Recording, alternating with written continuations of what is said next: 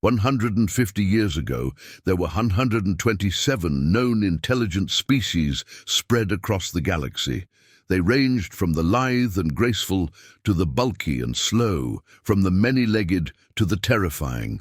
All kinds of beautiful and unique races contributing their distinct cultures and voices to galactic society.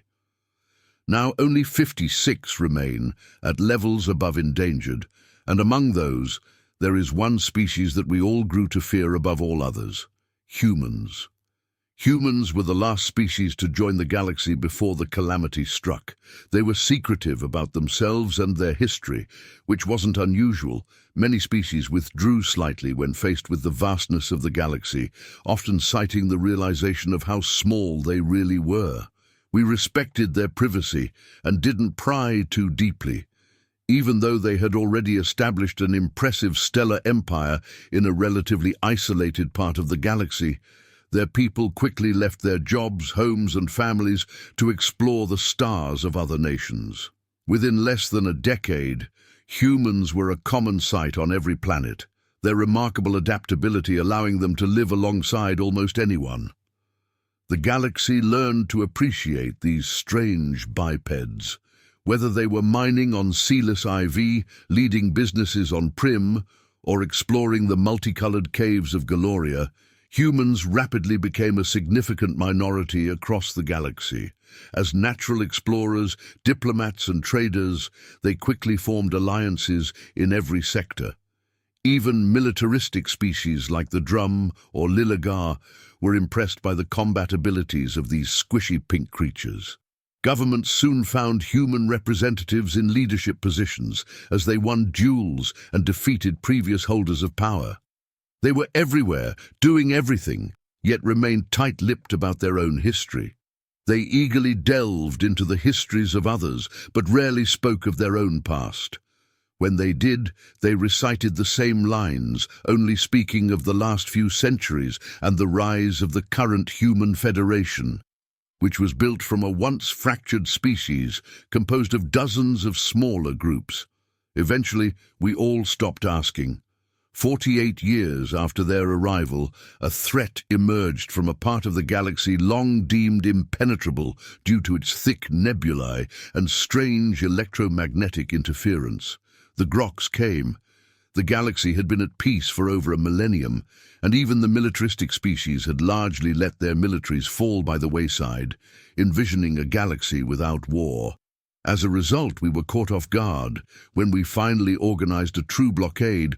Almost 2 years had passed since the Groks' emergence, and a full 30% of the galactic arm had fallen under the rapidly expanding Grok Empire. Humans were everywhere, in every role. Combat medics, admirals, ship engineers, you name it, and humans were there. But as the decades slipped by, the fighting grew worse, and even the hardiest economies began to falter as the various empires struggled to maintain an effective defense. After nearly 50 years of fighting, a human diplomat named Kara Marani appeared before the Galactic Council, requesting that the humans take over the direction of the combat. By then, we had lost almost half the galaxy, and millennia-old empires had cracked and fallen, absorbed by those around them in a desperate attempt to maintain order. It was true that there were many humans in leadership roles in the war effort, even within the militaries of non-human empires, but still, we protested. The humans had lost almost as many of their species as the rest of us combined. We thought there was no way they could form an effective fighting force. While it was true that they were skilled in combat and had a still functioning economy due to their distant position from the fighting, they had never fought in a galaxy-wide war. We argued for weeks, but Kara remained firm, stating that her position was backed by the highest authorities within the Human Federation. Opinions on the council were divided. Some saw the humans as inexperienced opportunists taking advantage of a crisis to gain power, while others viewed them as a peaceful trading group trying to make a difference. Finally, in a fit of frustration, Kara declared that she was no longer asking. She was demanding. She demanded that leadership be stripped from the Galactic Council and transferred to humanity, and the humans in leadership positions backed her. They claimed that their people knew war well and would follow whatever orders were given. To use a human idiom, this was the straw that broke the camel's back. Other generals and admirals fell in line behind their human comrades, and the council's hand was forced. Within a week, a human fleet reclaimed a sector we had been struggling to retake for months. They jumped out of FTL and immediately began hurling nuclear weapons and light-speed missiles at Grok fleets with a recklessness that bordered on insanity.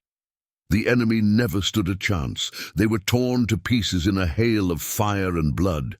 In 1 week, the humans used as much firepower as we had in a month, but they achieved something we hadn't seen in years: results.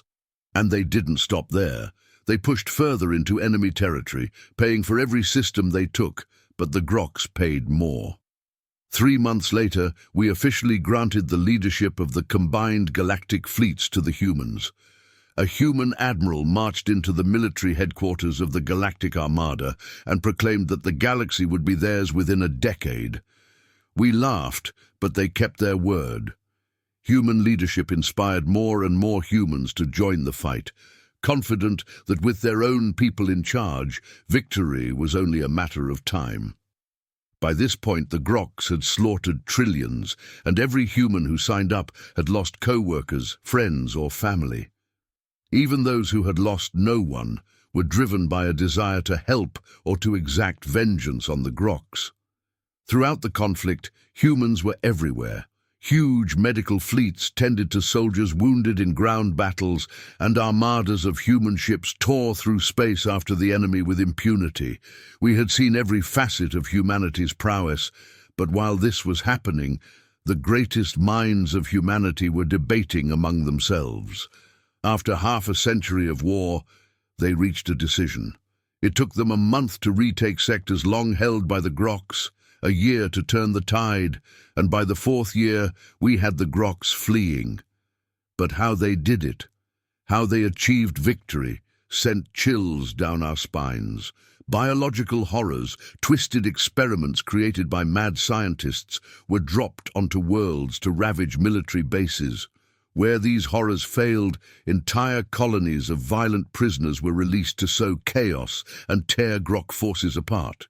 Viral bombardments unleashed horrific plagues that left entire worlds screaming in agony as their bodies were torn apart from the inside, turning them into sludgy piles of undulating flesh, or ripping their organs apart one by one. Nanite swarms stripped enemy fleets of their hulls, spacing the occupants as they repurposed all that metal into more of themselves, eventually growing into planet-sized monstrosities capable of consuming entire systems in weeks. And when nanites, viruses, or horrors wouldn't work, the humans simply burned entire worlds in nuclear fire, glassing manufactories and economic centers. They turned the shimmering jewels of the Ateni and Boma empires into eternally burning monuments of fire to ensure the Groks no longer held those regions. When the inevitable outcry arose, Admiral Jonas Myron appeared on Galactic News and bluntly asked, "Do you want the Groks defeated, or do you want to die by their guns?" By the 6th year, the galaxy had witnessed more atrocities than it could bear, and we turned inward, trying to repair our broken and fractured nations. Our economies were stretched to the breaking point, and with the Groks' defeat assured, we began to beat our swords into plowshares, offering prayers of thanks to our human saviors. But every day that passed, the humans found new and inventive ways to terrify the universe with their monstrous ideas. Accelerating particles to light speed and slamming them into planets to shatter them in seconds became a common tactic. Fleets of drone swarms acted like locusts, tearing apart ships attempting to flee the atmospheres of ruined worlds. Worlds that relied on regular food shipments were simply encased in a shield and left to fend for themselves, their inhabitants forced into starvation, devolution, or cannibalism as the war fleets moved ever onward. But the worst came in the 7th year. Nanite swarms had grown to encompass stars, and the humans had retooled all their viruses for maximum effectiveness. They had also learned new methods of warfare from other empires, and even from the Groks themselves, and they eagerly deployed these tactics.